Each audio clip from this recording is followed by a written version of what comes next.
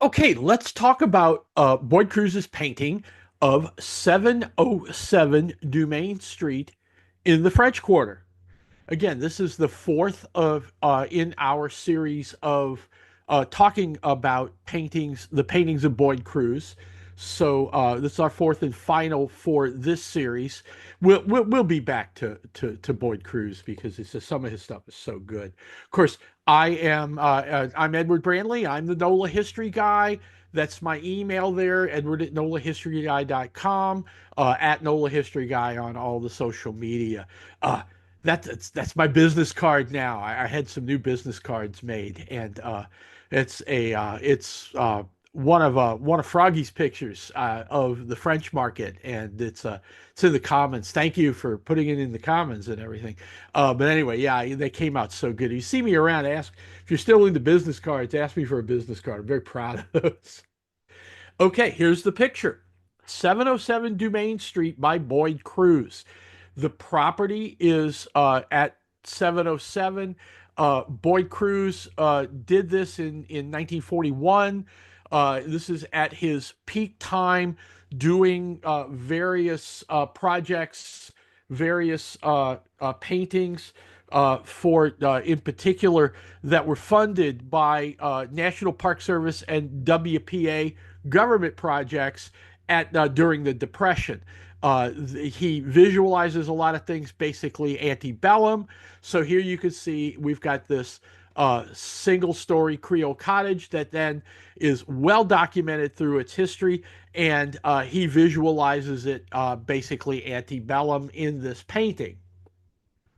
Here's our tour guide talking points. Shout out to my friends at Friends, no, my friends at the Friends. Yeah, the Friends of the Cabildo. One of the best French Quarter walking tours you can book if you come to town. Uh, Take you about an hour. You go to the 1850 house and gift shop in the Lower Pontalba building off of Jackson Square, and or go to Friends of the Cabildo, Google it. No, I'll put it on the show page. But yeah, great tour. But I always like to include, because I've spoken to the group just a ton of times, that I call them tour guide talking points, right? So again, this is the painting is of a house that still exists. At its the street address is listed as 707 and 709 Dumaine Street. It's a Spanish colonial architecture and building that was constructed in 1799. The architect is Barthélemy Lafont, a Frenchman. We'll get into him in a little bit. The lot was purchased by a larger property owner, and then Lafont purchased it and then turned around. I'm assuming that Lafont purchased it for Joaquin de la Torre, who then hired Lafont to design and then contract and construct the house itself. You'll hear 707 Dumaine referred to as the de la Torre house. So he's the first person to own slash live in the house. It's a Creole cottage with a flat roof. Mind you, it's a Creole cottage, not a shotgun house. And there's a distinct difference there. It's not a shotgun. A shotgun, basically, you've got then two, three, four rooms, depending on the depth of the lot, that you'd go in the front and then you'd walk through a room to a room to a room. Yeah, walking through people's bedrooms can be interesting stories. Everybody's got, if you've ever lived in a shotgun, right? But this is not what that is. It's not a shotgun double, but it's a full house. The floor plan is more or less a square. It's two rooms and then two rooms connecting behind it. There doesn't based on what there's not a central hallway here. You had the outside alleyways. If you could walk through the rooms, but if you wanted to walk around, you walked outside the house. To this day, it still has a flat roof. Many of these Creole cottages, many of these late Spanish colonial homes were converted from flat roof to an angled roof because of the rain, right? We get 60 plus inches of rainfall on a typical year, and those flat roofs, the water would puddle up. The water would puddle up, and then that would uh, create leakage and rot problems. Water soaked wood, that kind of thing. So that it's like after you fix the roof a couple of times, you go the heck with it, and we're going to put a regular angled roof. This one has held up. It still has its flat roof from the original construction at that point. I'm sure it's been redone a million times, but different story. Again, this is on Dumaine Street, which is Dumaine, the main street, which is also referred to as the Street of Stores in some of the, like in the Collins Dieball stuff, some of these property transfers, it's referred to as the Street of Stores. That's a very European concept of the main street in the town or the village, the high street, high because it was up walking up to the church, so it was kind of above everything else, and that's where all your shops were and everything. So there was a lot of commercial activity, shops and that kind of thing on Dumaine Street, and it's one of the streets. It's a there's a whole story. We'll tell that this is fodder for a whole nother set of podcasts, because Dumaine Street actually runs from the quarter all the way down to City Park Avenue in Mid City. The City Park streetcar line, then the City Park bus line, all the way from basically again from the river, from Decatur Street all the way down to where Ralph's on the Park is at on the restaurant, Ralph Brennan's restaurant on City Park Avenue. That's the other end of Dumaine Street, and that's where the streetcar line and the bus line ended back in the day. So it's Dumaine Street, the main street, or in the context of this house and Lafont and that kind of thing, it was the Street of Stores. So this Boyd Cruise painting visualizes 707 Dumaine antebellum. I tag pretty much, unless there's a specific date otherwise, I tend to tag the Boyd Cruise painting saying he's thinking 1850 here, right? So he's thinking, peak King Cotton, peak riverboat type traffic prior to the entire disruption that becomes the Civil War. Let's talk about the artist for a minute. Alvik Boyd Cruise. He always went by Boyd. Uh, he was born in 1909 in Mississippi. The family packed up and moved to Lake Charles in 1918. He left the family in Lake Charles for New Orleans to become a student at the New Orleans School of Art in 1928. He stays in New Orleans. Then he goes. That's it. He makes New Orleans his home. Uh, he graduates from the New Orleans School of Art and goes to work as a professional artist, commercial artist in the 1930s. Of course, now it's a struggling time to be a starving artist, right? Because it's the Depression and everything else. But then the Roosevelt administration, we know a lot of like the WPA projects that federal government did across the country with the Civilian Conservation Corps and the Works Project Administration, building streets, building levees, building buildings, this kind of thing.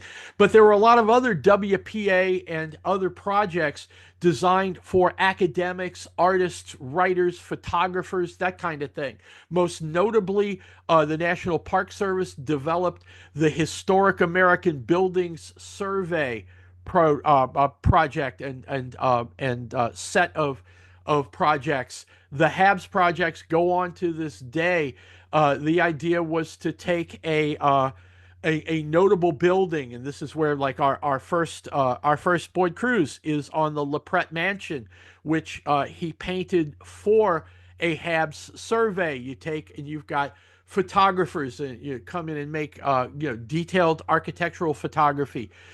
Start doing basically start architects come in and do floor plans and renderings and this kind of thing. And now with the Depression and trying to help out artists as well, they carried it a step further and said and hired artists like Boyd Cruise to say, okay, here's all the technical on this house, on this building. Now paint it, bring it to life. Kind of, especially all the photography was black and white. So put look, bring this to life, right? So he does that for a lot of these projects, and one of the again in that style, the kind of thing he's doing here, he does that for this house at 707 Dumaine. The As the war approaches, this is one of his last of the WPA funded kind of projects that he does in 1941. That should be an indicator to you of why the funding dries up for these various projects, because you don't need the Depression era support for this anymore. You've got the war effort, so that all changes. During the war and after the war, Cruise teaches at several different art schools in the city and other schools, including Sophie Newcomb College, which Newcomb College was the ladies' college that was part of Tulane University for decades. Uh, Cruise's last painting was of the BK House in 1962. He retires after that, and he passes away in December of 1988. And we're left with this wonderful legacy of stuff from him. So let's talk about 707 Dumaine. So before we go back to the painting, let's get some perspective here. This is a sketch that is part of the Collins Diebold survey collection from the Historic New Orleans collection.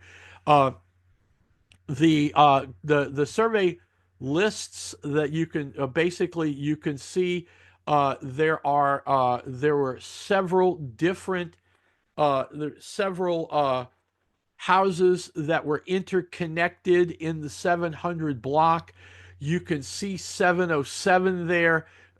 Basically, you can see 707, 709, and then just to the right, out of frame, you can see the next house there as well.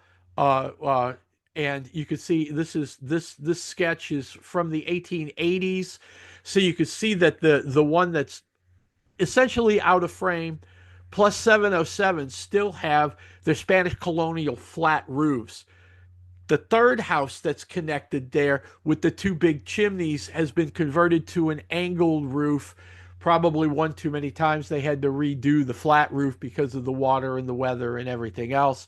So that one by this point. But you can see the gates and the access to these, that's what they mean by interconnected, is that behind those gate doors there would have been like side entrances to each house that you could, if you knew the people, or if you had same ownership, you could have just walked across from one to the other. So these were built in Spanish colonial days. Now remember, the Spanish governed Louisiana from 1762 until 1803. Basically, for all intents and purposes, they governed everything until the Americans acquired it with the Louisiana Purchase. What we see that are surviving Spanish colonial buildings are constructed after the two big fires, right? Anything that was French in the French Quarter pretty much burned down in 1788, and what didn't burn down in 1788 bit the dust in 1794 with that fire. And then, of course, the Spanish start building everything using Spanish-style building code and Spanish architecture pretty much at that point. So again, these are cottages rather than shotguns. They're single family homes that look like doubles from the front, but they are just a single house. They're not shotgun. They're not two shotguns, that kind of thing. And you can see the flat roof construction of these houses, even though some of them get converted along the way. Here is 707 Dumaine in 2008. This is an infrogmation photo. Shout out to Froggy for dumping so much of his good, wonderful photography, of course, into the commons, so that guys like me can pick it up and share it, and show it off, and talk about it. So it still has its flat roof. You can see there's been construction changes in terms of the buildings on either side, but this little one-story cottage has remained over time, and it still, as you can see, holds that Spanish architecture going back to its original intent in the from the 1799 1800.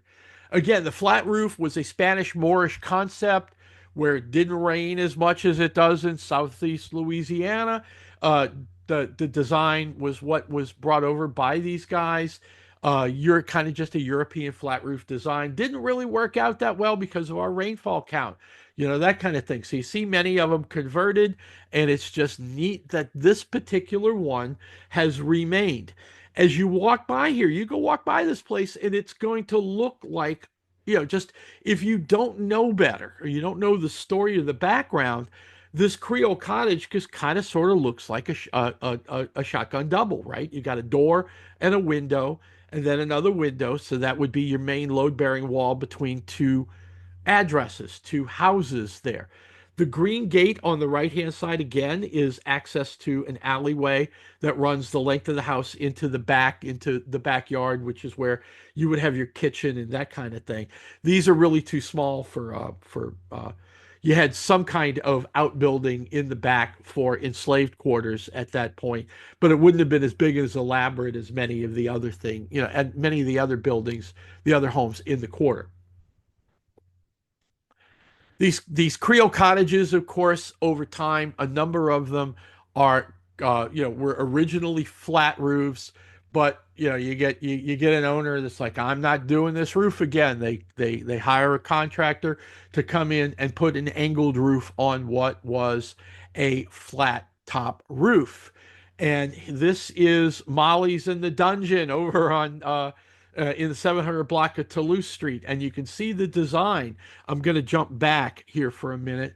So here's 707 Dumaine, and you can see door, window, window, door. It's that Creole cottage design. Door, window, window, door, Creole cottage design here on this one. But they've somewhere along the line, I don't know the provenance of this one, but somewhere along the line, Molly's got the angled roof, and so it comes from here. Again, shout out to Froggy for a 2020 photo of the bar and then the dungeon and the whole bit there. Let's talk about the architect. The architect of 707 Dumaine is Barthélemy Lafont. Lafont was a Frenchman born in 1769, so 21 years old. He goes to school. He learns his engineering chops, his architectural chops in France. He comes to New Orleans in 1790. That is like a gold mine of opportunity for an engineer, architect, designer, a creative at that point, because the city burned down in 1788. So you've got so many opportunities on for guys like Lafont to come in and help rebuild. Help is profitably help rebuild the city. And he immediately, especially after the fire of 1794, he's developing a reputation as a solid designer and builder, knows how to get the contracts done, that kind of thing. So he's an architect and an engineer, and he's designing many houses. 707 is not in his pantheon of well-known houses. It's just another house that he acquired for Del Torre, for the land, and built out a small cottage here. And so it's very common, you build a house, that kind of thing. So go from there. In addition to those skills, Barthélemy was a member of the Spanish military. He, was in the engineering corps for the Spanish colonial militia army that was here defending the city during that period. He, basically does his military service consists of engineering survey, developing defense type structures and plans and that sort of thing. He carries that in to the American period. So the Americans take over in 1803, and immediately they're taking an eye now, of course, to what do they need to do to continue the defensive posture of the city of New Orleans. And so he contracts with the Americans and continues his this whole surveying and engineering type thing as well. That carries into, of course, the War of 1812, where the Americans use his talents to help develop, with defensive development and defensive planning for the city. As soon as the war starts in 1812, there's concern, obviously among the Americans in New Orleans, which of course comes to a head in late 1814, and obviously climaxes with the Battle of New Orleans in January of 1815. um, Lafont continues his development, his surveying and development skills. He creates what is now the subdivision that is the Lower Garden District. At this time, after the Battle of New Orleans, you start seeing expansion of the city both west upriver. Upriver on the upriver side of Canal, and there was the American section, and then now further into what is now the Lower Garden District. And then on the eastern side, you had eastern, and then above the quarter, you had Tremai's plantation above the quarter, and Marigny's plantation downriver from the quarter. And so you see a lot of surveys and developments, and Lafont focused on buying property in the Lower Garden, what is now the Lower Garden District area. He surveys that, maps it out, develops it. He's responsible for the naming of the streets in the Lower Garden District for the Muses. CL10, Melpomene, Calliope. Yeah, we butchered the Muses, but Lafont's love for the arts and mythology and everything, that's how he designed out the streets and that kind of thing. He died in 1820, and he's buried in St. Louis number one. And that marker that's there in the photo is on his tomb in St. Louis number one. One of the things that makes Lafont so fascinating is in the process of this defensive work leading up to the Battle of New Orleans, he connects with the most famous, infamous, notorious figure from the Battle of New Orleans and his brother, the Lafitte brothers, Jean and Pierre. And Lafont goes from, you know, respected engineer and architect and military man to scoundrel and smuggler and pirate, if you will, hooking up with the Lafittes. The exploits might have been further had he not passed away as early as 1820. Here's a map of New Orleans, you know, done by, based on, Lafont drew this, and then, based on his surveys. This is a good illustration of the early development of the original three districts of the city of New Orleans. The first district on the left, look straight ahead is the quarter, okay, and you can see the rectangular shape, and we know that, we're familiar with that. And then you can see the turning basin and the Carondelet Canal, and then the beginning of the expansion of Faubourg Treme, and then the development on the right-hand side, the downriver side of Faubourg Marigny, as Mandeville de Marigny parcels out his plantation. On the left-hand side, the eastern side, that becomes the first district, or Faubourg Saint-Marie, the American sector, and then his Lower Garden District development is the ending of that. That's that far left development there on the side. But that's basically, so the American first district. The second district, of course, was the French Quarter, and later Treme, and then the third district becomes Faubourg Marigny and the Bywater. So this is an 1816 map, just to give you an idea that Lafont was so much more than, Gotti did such a great job with his architecture and contracting and everything, but he was so much more and he was a scoundrel, right? So you got to love it. Okay, enough about him. Let's get back to the painting. So here's a full shot of the house, of the painting itself. So remember, Boyd Cruise is looking at these buildings as the HAB surveys. You've got photographers going around, hired by the Park Service. These writing and photography and art projects coming from the Works Project Progress Administration, and so you get all of this stuff going on.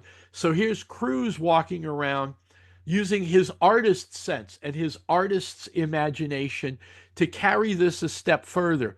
What did that house look like in antebellum in 1850? So he stands there and he looks and he does his sketches, and now all of a sudden he's using his imagination, right?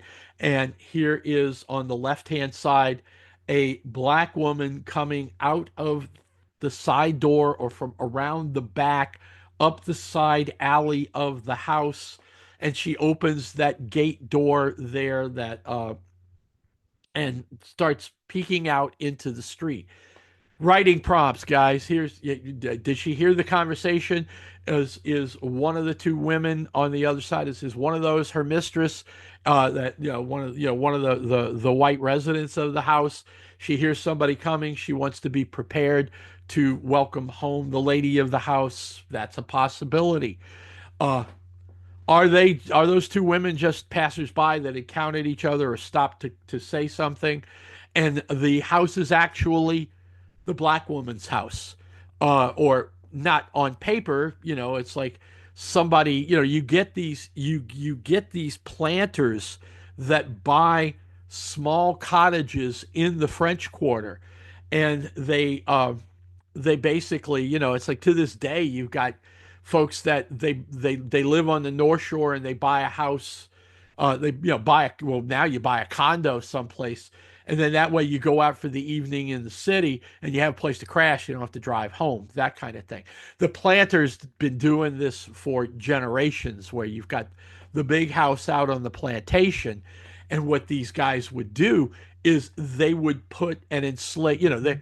They are having a relationship, which, and let's make that clear. It's these women, these black women are enslaved. These Creole women are enslaved. This is not a consensual relationship, and we're not going to get into that whole romanticization thing here. We're going to keep that. We're going to keep it real here. But nonetheless, those guys, they could not carry on that sexual relationship with an enslaved woman in the big house with their wife and kids. So they would, buy a cottage, or they'd have, you go to La Fawn, you say, you set this up, let's build me out something, that kind of thing. And then you put your concubine, if you will, your enslaved, non-consensual concubine, mind you. Let's not romanticize this too much. You put her up in a house like this. So for all we know, maybe she is the lady of the house. She's wearing a basic frock. She probably, he's likely Cruz is visualizing her as a household maid. So she's enslaved. She's wearing a kind of sort of a simple tignon. That becomes a tradition going back to 1769, and requiring that colored women, or women of color, both free and enslaved, had to cover their hair, had to cover their heads, and that was white Spanish colonial women insisting on that becoming colonial law and that kind of thing. In this case, she's probably working in the house and put her hair up. You wrap your hair up in a head covering, that kind of thing. So she's peeking out the door, looking around the corner onto the street, and you can see it's door, window, window, door. You walk by this, it's like you kind of get the feel for it at this point. You can see the flat roofs. You can see on the left hand side, the next house still has its flat roof.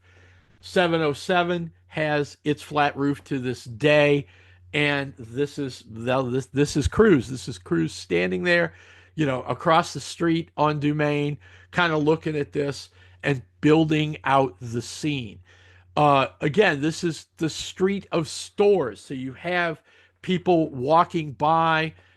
This is a smaller painting, a smaller house, so I guess he didn't feel the need to put a wagon or a whole bunch of street activity like he does in other paintings, that kind of thing. But you kind of get the feel for this, right? So now we go to the other end of the house, and there's another gate with an alley, and this is what they refer to in the property documentation as connected buildings.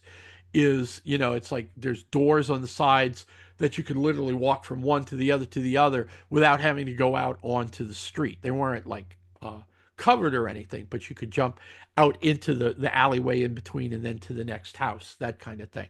And then that brings us to our two women on the right hand side. Let's look at a zoom in of those two women.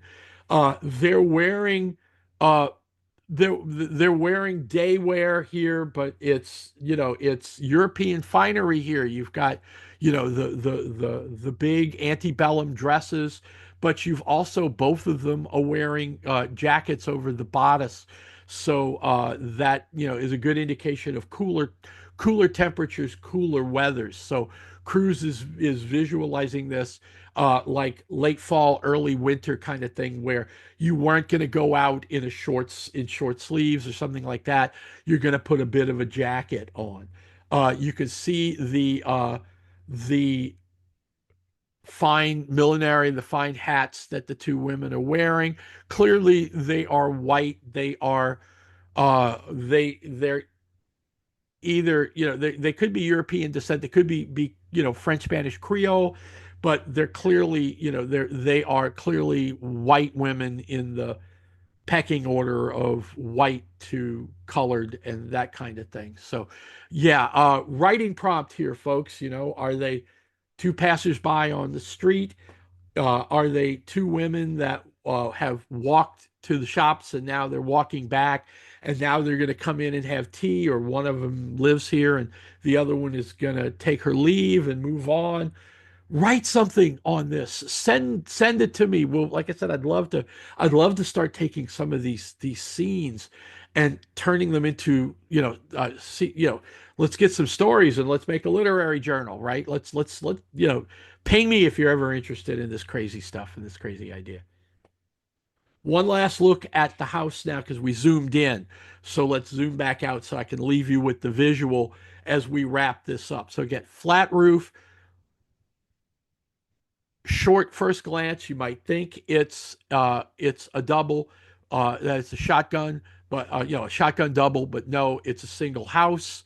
The activity around here, visualizing antebellum, it's still got its flat roof, still has its flat roof to today.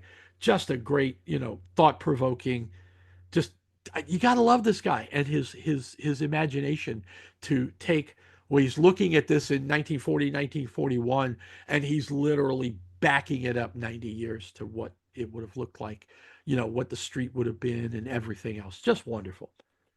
Greetings from NOLA. This is our we're, just wrap this up. And again, shout out to the Greetings Tour on Instagram and greetingstour.com. These folks went around the country and did homages to the old greetings from this city, that city, and the other city postcards published by Kirk Tyke Company as well as others. They painted up this mural. Coincidentally, or kind of, fate brings us that this mural is in the Lower Garden District, designed by Lafont, who's the designer of that house. Right? Just gotta love the imagination and creativity of these folks, which is why I like to continue to shout out to them and encourage you to go out to their site, go to their Insta, and support their project and their work. Speaking of supporting projects and works, a word from your sponsor. Buy my books. It's the sepia tone covers of my four Images of America books. Brothers of Sacred Heart New Orleans is the history of my high school, Brother Martin High School, and its legacy schools, St. Aloysius and Coriezu High Schools.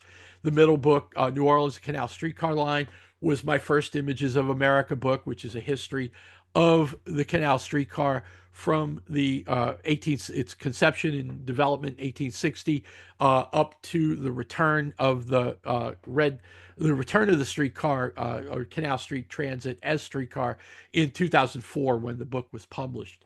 The one on the right is my first retail book. That was Maison Blanche department stores. I worked at Maison Blanche back in the day. Mr. Bingle is chapter 3 of that book. It's the story of the development of a lot of Canal Street retailing, Jewish retailing, uh, on the main street, on Canal Street, that kind of thing, and telling the story of the 901 block of Canal. New Orleans Jazz is a historical survey, starting with the origins of jazz in the 1890s, and then King Bolden and the Creole Cats into pops and the Great Migration and spreading out and coming back, the big band swing, the Sicilians, all the way into modern jazz and the modern art form that it is. The greenish cover, the olive covered book, is a different imprint of Arcadia. It's the legendary locals of New Orleans. Think of it as a big who's who of about about 100 about 200 people over the 300 plus now year history of the city. My second retail book was Krause, the New Orleans Value Store, offering the history of Krause Department Store, which was on Canal in the at 1201 Canal from 1903 to 1997. Had so much fun expanding on my knowledge and research of Canal Street retailing, Jewish retailing, and the New Orleans Jewish community and all of the connections with that into this book. Just so much fun. Much less of just a picture book than the Images of America books. There's 30,000 words in this book. It was a lot of fun. It's good stuff in there. Again, I am Ed Brindley. I am the NOLA History Guy, www.nolahistoryguy.com, at NOLA History Guy on all the social media platforms. You ever want to reach out, have a comment, question, that kind of thing, feel free to give me a shout out, on all of the social platforms, or drop me an email. Email is the best because I don't do all the messaging services and everything else. It's been fun talking to you about these Boyd Cruise paintings for our first series of podcasts for 2025. Uh, Shout out to the folks who developed and put into the commons this PowerPoint template with the parchment and everything.